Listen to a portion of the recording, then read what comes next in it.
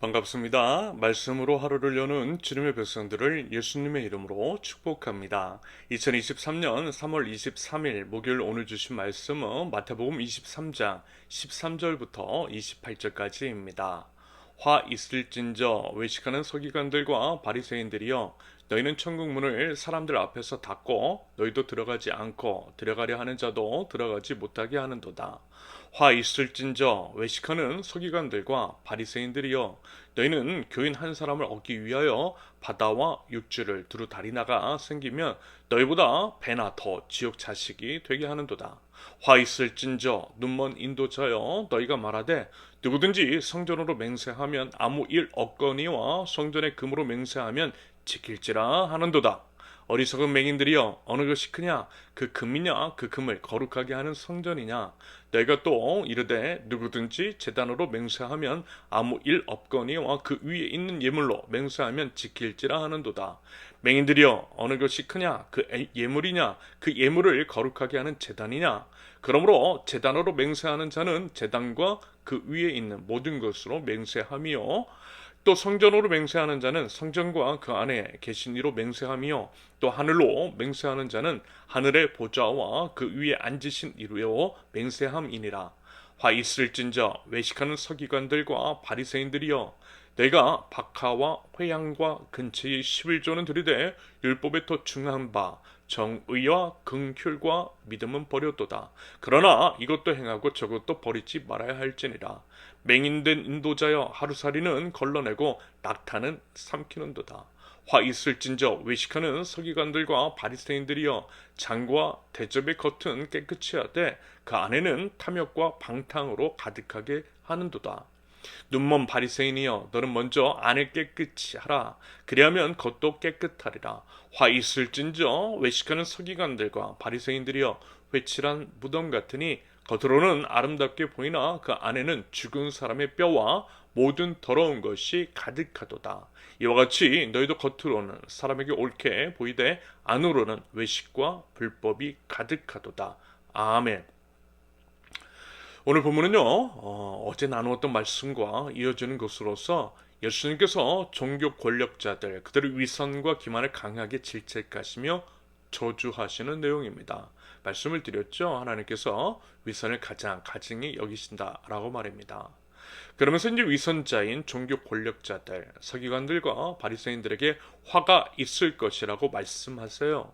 화 있을진저로 시작하는 예수님의 저주, 내린 이제 본문까지 합하면요 무려 7번씩이나 반복하고 계십니다. 그만큼 예수님께서 노하셨다라는 것이고요. 그들의 죄악이 크다는 의미이신 것이겠죠. 그러므로 여러분 우리 또한 예수님의 경고와 저주를 엄중하게 받아들여야만 할 것입니다. 그래야만 그 화가 우리에게 임하지 않게 될 것이라는 거예요. 부디 그들은 타산지석으로 삼아 우리 신앙을 점검하고 신앙의 매무실을 고쳐 맺을 수 있기를 바랍니다. 예수님은 방금 말씀을 드렸듯이 화 있을진저라고 말씀하시며 서기관들과 바리새인들을 저주하시고 질책 및 경고하셨는데요. 그 내용을 정리하면 이런 겁니다. 그들의 외식, 잘못된 행실과 그릇된 가르침으로 인해 본인만이 아니라 그들을 따르는 사람들마저도 하나님 나라에 들어가지 못하게 하더라는 거예요. 자기만이 아니라 남들도 망하게 하는 어리석음, 완악함, 죄악, 바로 그것입니다. 그러면서 예를 들어 이제 돈만 밝히더라는 겁니다. 뭐든지 돈과 결부시키고 하나님 앞에서의 거룩이 아니라 돈 같은 것으로 신앙을 대체하려는 것들. 그러면서 그들을 본인들이 취하려고 하는 그들의 탐욕, 그들의 악함을 질책하고 계시는 거예요. 여러분 어떻습니까? 이런 모습들. 교회 생활을 하면서 여러분은 경험해 보지 않으셨어요? 특히 이제 부흥 강사들이 그랬던 것 같습니다. 당연히 이제 담임 목사들이 부흥 강사들을 시켜서 자기가 이제 원하는 것들 이야기하는 경우들이 많았죠. 아무튼 이제 강단에서 욕도 하고 호통도 치고 겁박을 합니다. 그러면서 어때요? 헌금과 과한 헌신을 강요하는 거예요. 예수님에 대한 순종과 충성이 아니라 사람에 대한 맹종을 요구하더라는 겁니다. 그러면서 구원은 분명 예수 그리스도를 믿는 믿음으로 말미암는 것이며 그 믿음이라는 것은 삶으로 증명되는 것이고 우리 하나님께서 원하시는 것은 분명 거룩일 텐데 이런 부분에 대해서는 전혀 이야기하지 않더라는 거예요. 성경에 기록된 하나님의 말씀을 이야기하는 것이 아니라 성경과는 무관한 말들, 이상한 이야기를 하는 경우들이 너무 많더라는 거예요. 이런 식으로 신앙을 왜곡할 뿐만이 아니라 그릇된 길로 인도하는 교회와 목사들, 정말 화 있을진저 예수님의 이 말씀이 딱 어울리는 악함입니다.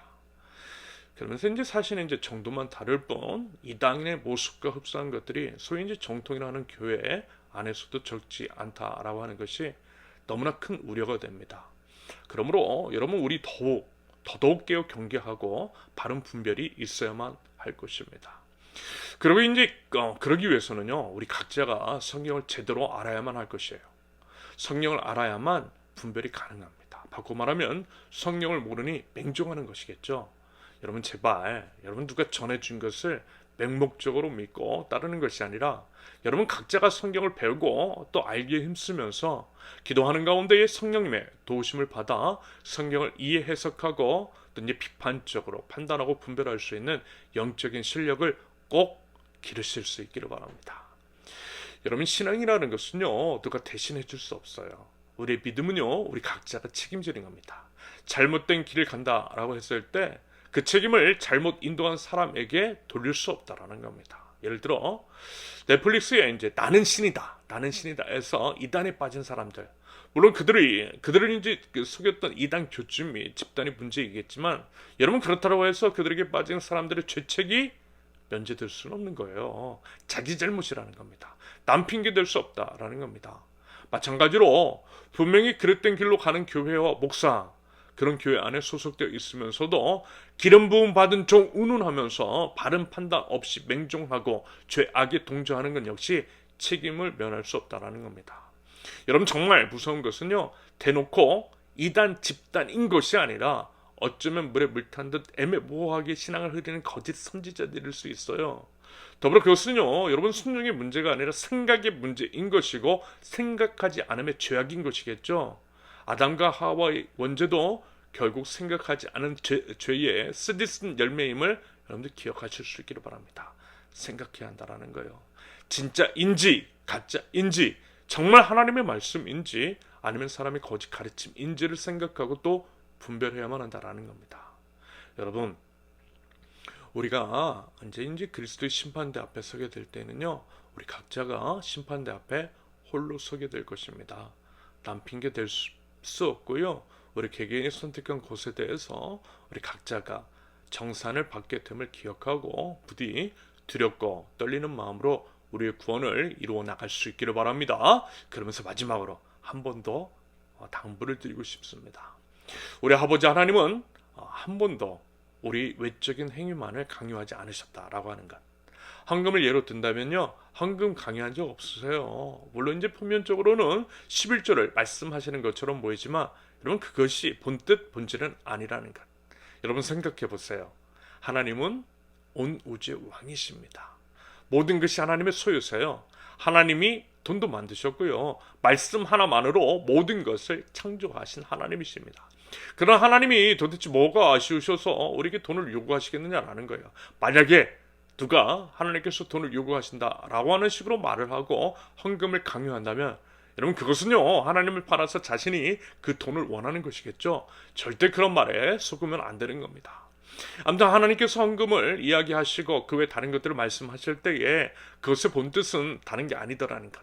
결국 그 말씀은 하나님의 왕이심을 인정하는 거예요. 하나님의 주권, 하나님의 주이심을 인정하는 것. 그것이 외적인 행위를 말씀하시는 하나님의 본뜻인 것입니다.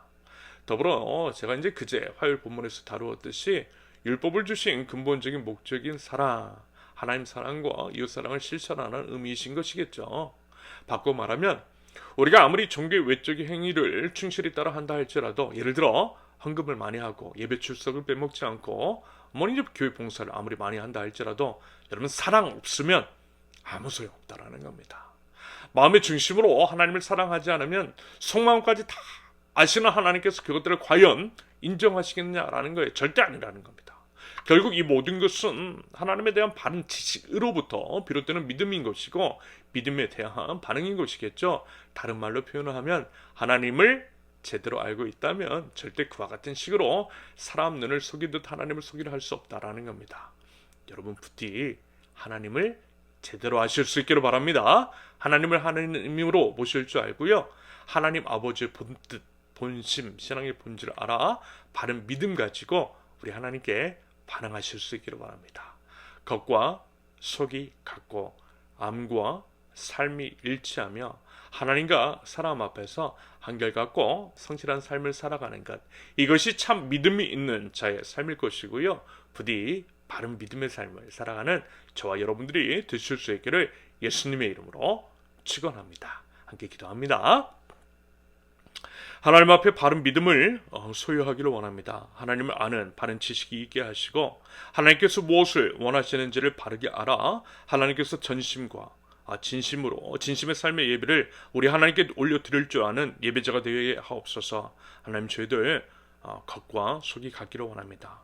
암과 삶이 일치하고 처음이나 끝이 같으며 하나님께 사람 앞에서 한결같고 성실한 삶을 살 수 있도록 우리 하나님, 저희를 인도하여 주시옵소서.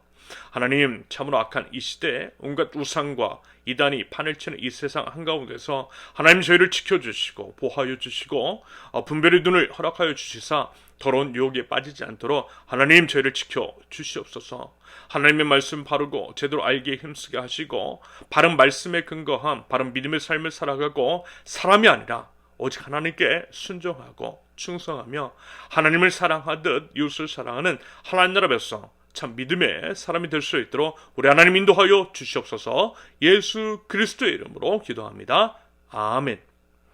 하나님께서 오늘 주신 말씀과 가지고 나오신 기도 제목을 놓고요, 우리 잠시 기도하겠습니다.